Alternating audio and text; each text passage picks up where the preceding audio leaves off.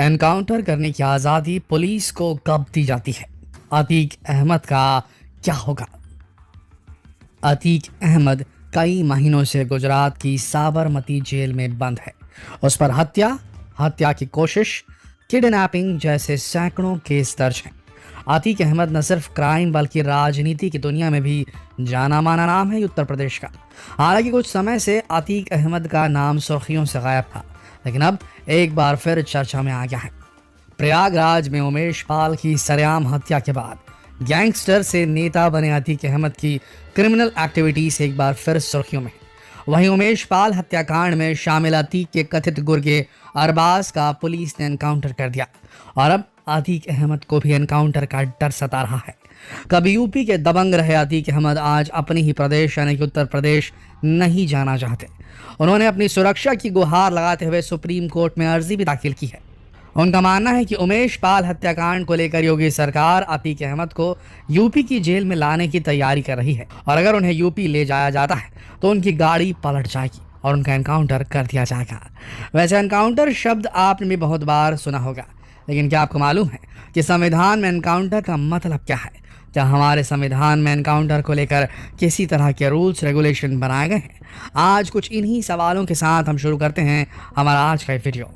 आपको ये जानकर हैरानी तो होगी, लेकिन बता दें कि हमारे भारतीय संविधान में एनकाउंटर शब्द का कहीं भी जिक्र नहीं है।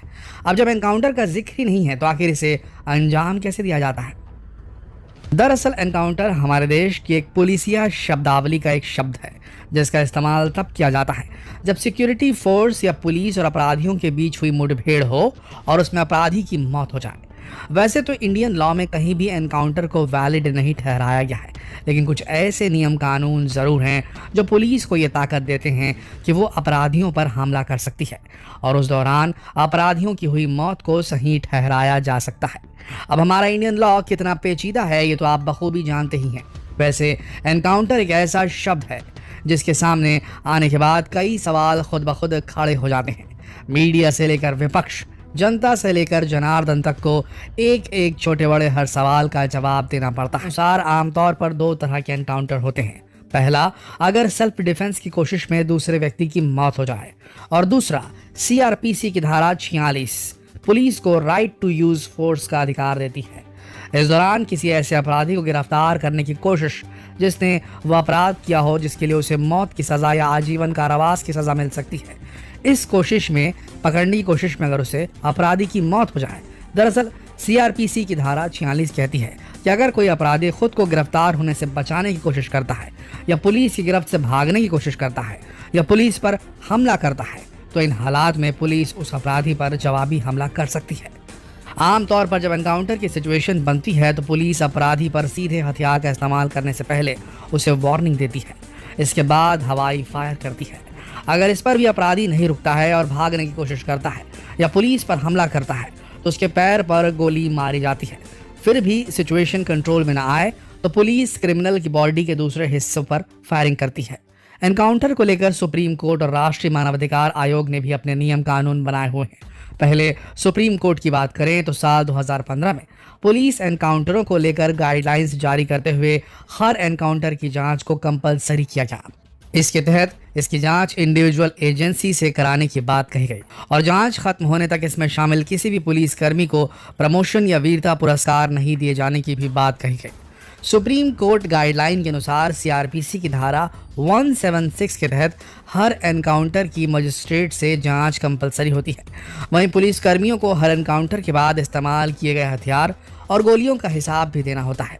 वहीं सुप्रीम कोर्ट की गाइडलाइन के मुताबिक एनकाउंटर अगर फर्जी निकला तो दोषी पाए गए पुलिसकर्मी को सस्पेंड करके उनके खिलाफ कार्रवाई की जाती है।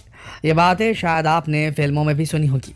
वहीं बात अगर राष्ट्रीय मानवाधिकार आयोग यानी कि एनएचआरसी की करें तो एनकाउंटर को लेकर उनके भी अपने कुछ रूल्स रेगुलेशन हैं।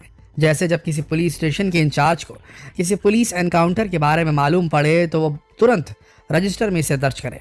वहीं जैसे ही किसी तरह के एनकाउंटर की इन्फॉर्मेशन मिले और फिर उसे लेकर किसी तरह का डाउट हो तो तुरंत उसकी जांच कराई जाए और इन्वेस्टिगेशन दूसरे पुलिस स्टेशन की टीम या राज्य की सीआईडी के जरिए ही होना चाहिए।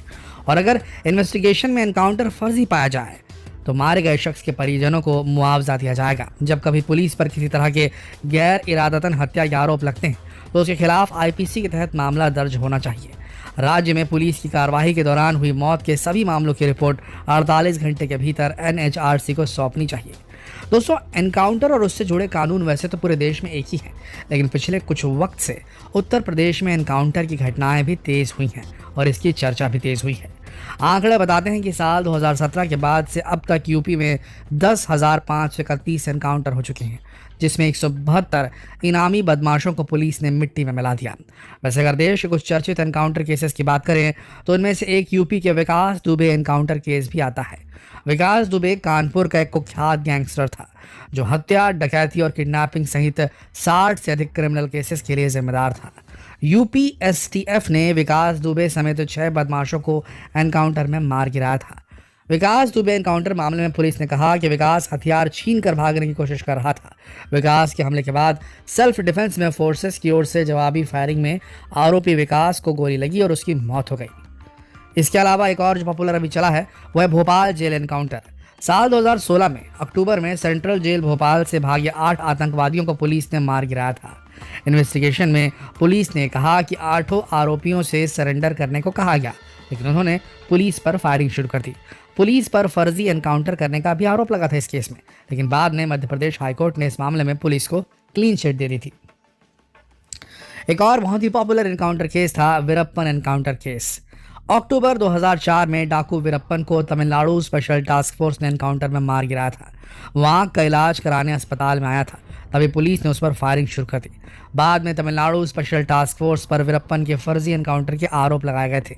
जैसा कि हमने आपको बताया कि पिछले कुछ वक्त से यूपी में एनकाउंटर केसेस बढ़े हैं, तो ऐसे में आपको क्या लग रहा है? क्या अतीक अहमद की अपने एनकाउंटर को लेकर कही गई बात सही है?